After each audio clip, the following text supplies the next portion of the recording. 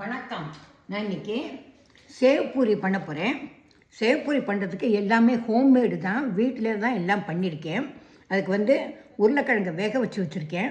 வெங்காயம், தக்காளி, அப்புறம் கொத்தமல்லி சட்னி, அதுக்கப்புறம் வெல்லம், அதுக்கப்புறம் பேரிச்சம்பழம் புளி போட்டு சட்னி, அதுக்கப்புறம்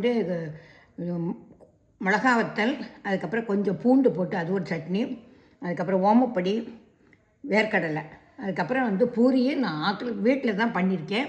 அதுக்கப்புறம் லாஸ்ட்டில் கொத்தமல்லி போடணும். இப்போ சேவ் பூரி எப்படி பண்ணணும்னு காமிக்கிறேன். ஃபஸ்ட்டு உருளைக்கிழங்கு கொஞ்சம் கொஞ்சம் போட்டுக்கிறேன் நான்.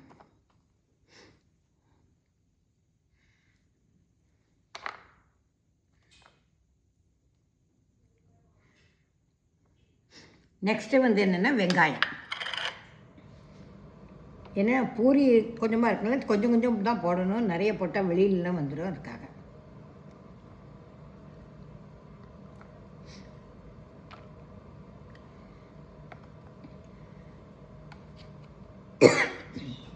அடுத்தது தக்காளி.